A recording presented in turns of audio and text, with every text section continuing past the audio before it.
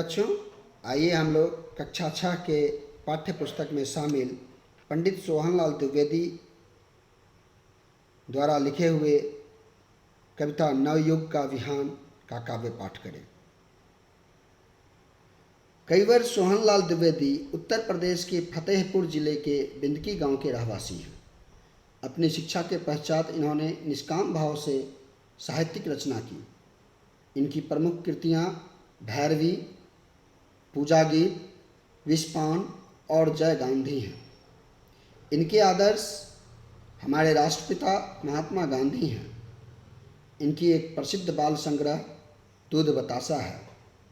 साहित्यिक क्षेत्र में इनके योगदान स्वरूप इन्हें पद्मश्री से सम्मानित किया गया है।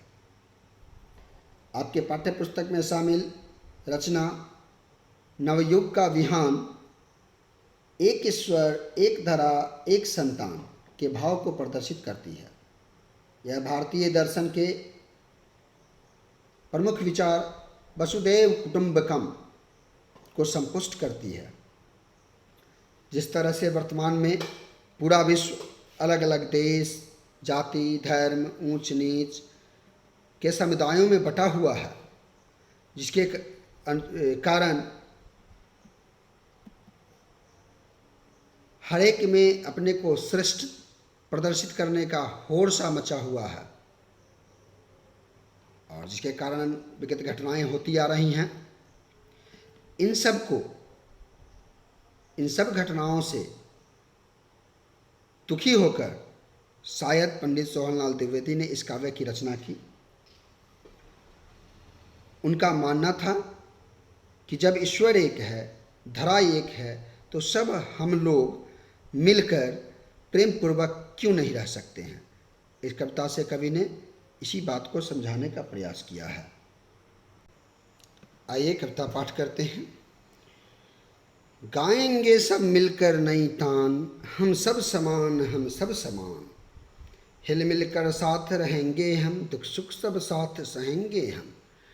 नित्य विमल प्रेम की गंगा में घुल मिलकर साथ बहेंगे हम। है एक देह, है एक प्राण, हम सब समान, हम सब समान। चीनी हो या हो जापानी, ईरानी या तुर्किस्तानी, अमेरिकन या इंग्लिस्तानी, या हम सब हों हिंदुस्तानी। लाएंगे नवयुग का विहान, हम सब समान, हम सब समान। कविता तो ये बहुत छोटी है, परंतु इसका उद्देश्य बहुत व्यापक है।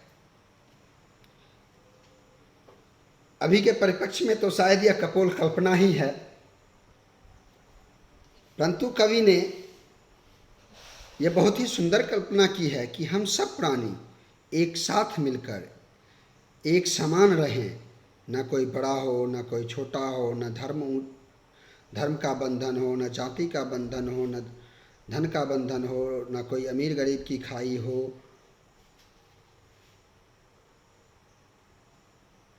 न देश की सीमाएं हो। जिनको जहाँ जा सके चले जाएं, जिनको जहाँ रहना हो रह जाएं।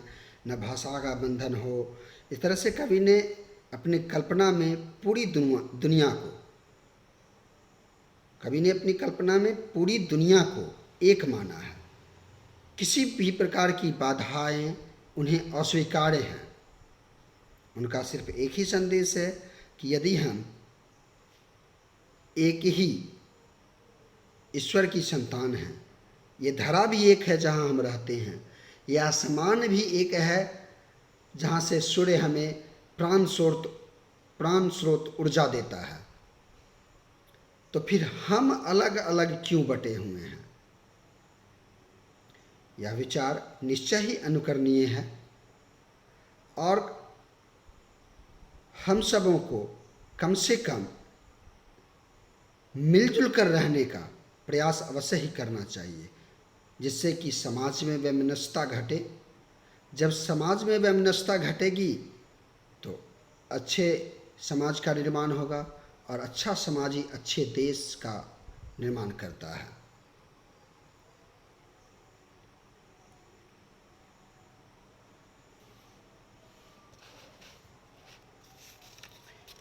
इस कविता में कुछ कठिन शब्द हैं, जिनको समझने के लिए हमने उनका अर्थ साथ ही लिख दिया है।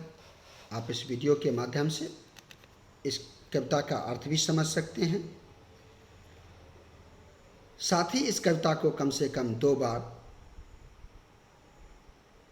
गाकर अभ्यास करें।